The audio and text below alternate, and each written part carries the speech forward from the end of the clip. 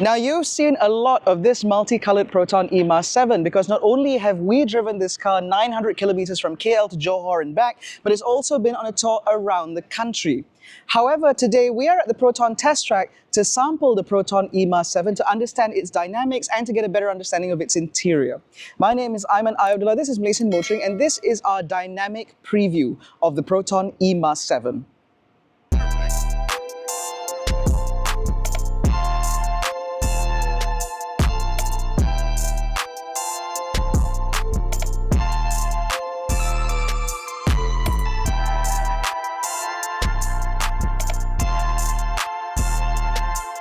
So now we're in the Proton eMAS 7. So this is our first track experience of this car. Obviously, I've driven this car all the way down to Johor, and if you'd like to see that, we've got a card up in the corner. But right now, we have the opportunity to drive this car on the track, so that gives us the opportunity to figure out high speed, stability, etc. Now, this car naturally does 0 to 100 in about 6.9 seconds, although obviously not everybody's going to be doing that on a day-to-day basis.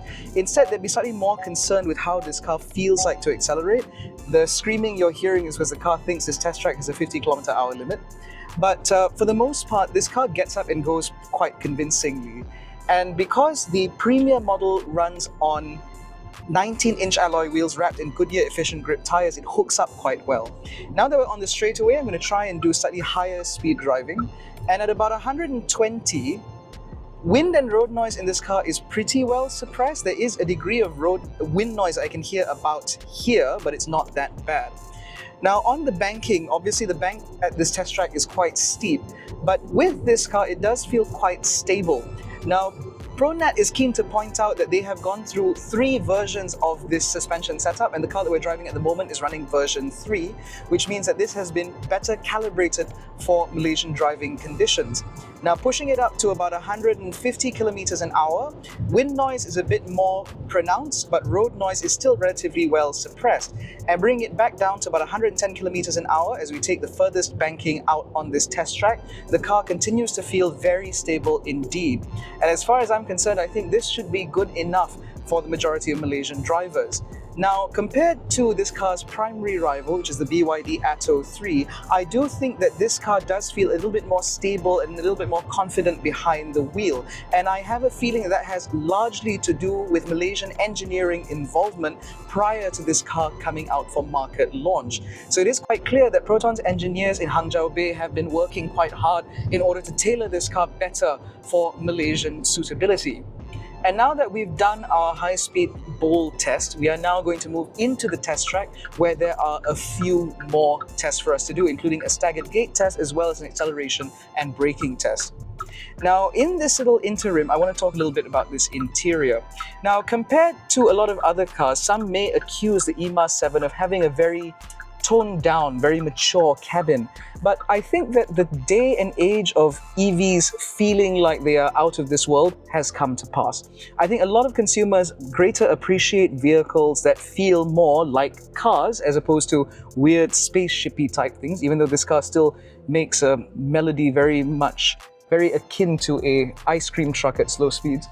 But in terms of functionality, I find that the interior of the eMAS 7 is a little bit more ergonomic compared to some of its rivals. All the controls work broadly how you expect them to, and they do provide some degree of physical controls for frequently used functions. So for example, this knob in the middle here is multi-function, which means that you can use it to adjust the volume primarily, or you can actually customize it to do lots of different things. You can change the theme, you can change the virtual venues, which is basically their spatial audio setup. You can change the ambient lighting, or indeed manipulate the temperature or air fan speed for the HVAC controls, which I think is very nice to use. It's certainly something that you would want to be able to control just via a knob.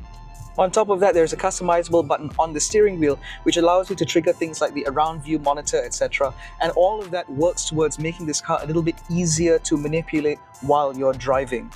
Now we're coming up to what's known as a staggered gate test, where we have a set of cones to drive this car through, kind of like a slalom, and we're supposed to do this at about 40 kilometers an hour. But what I'd like to test here is actually in terms of traction, because this car rides on those Goodyear tires that I mentioned earlier, which is notably better than the standard setup that you get in the BYD Atto 3. And so at full throttle, I want to see how this car hooks up. So 3, 2, 1. Okay, that's picking up quite well, and at about 40 kilometers an hour, you can definitely tell that there is a lot of weight to this car. And when you pick up the speed a little bit, you can find the limits of these tires relatively easily, which means that there is certainly room for upgrading should you want to get slightly higher performance tires. Now, because this is an EV, or rather the majority of the weight of this car sits a little bit lower where you find the Aegis short blade batteries. However, dynamically, I think this car does feel stable and confident, which means that if you do need to drive this in an emergency situation, or if you find yourself in an emergency situation, this car should be able to control itself relatively well. It is worth noting that even though I did that staggered gate test perhaps a little bit faster than I was supposed to, the electronic systems in this car did not kick on, which means that mechanically this car offers enough grip. And perhaps more importantly, the steering wheel does provide decent feedback in terms of what the car is doing, so I'm not guessing as to where the limits of this car are because I'm getting the feedback that I need. Now, where I'm sat here, it is very comfortable. Even though the seat doesn't provide lumbar support, I do at least have heating and ventilation. Oh, sorry, just ventilation.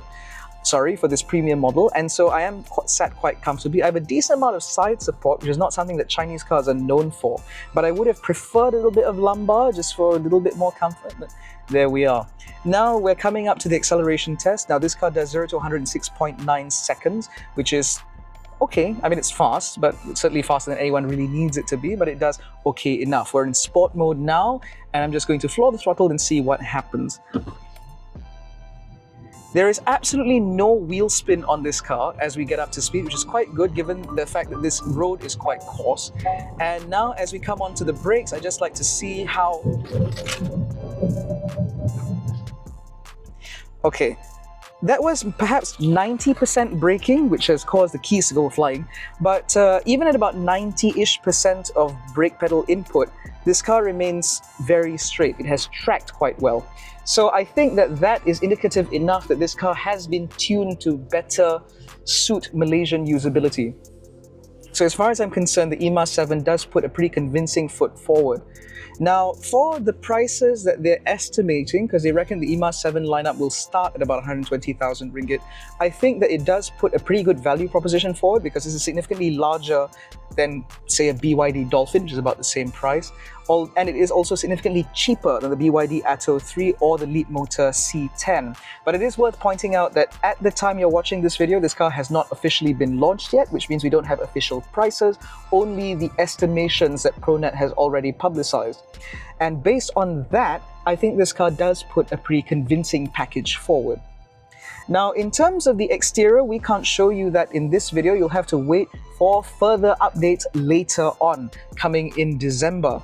But so far, this car is decently convincing, and I do think that it makes a pretty good package for a lot of people looking to maybe buy into their first EV, or perhaps those who are looking to upgrade from their current C-segment SUVs, looking for something that is more refined, potentially more comfortable, etc. Overall, I'm quite convinced by this. I'm quite happy with the product proposition put forward, and I certainly look forward to having more time in this car to test out further features. In any case, that concludes our media preview drive of the PROTON eMAS 7. If you enjoyed this video, please give it a thumbs up, subscribe to the channel, hit the little bell icon to notified every time we make a new upload. Don't forget to follow us on Facebook, Twitter, and Instagram. You can join our new WhatsApp channel. All the links are in the description below. Thank you so much for watching. We'll catch you next one. Take care and stay safe.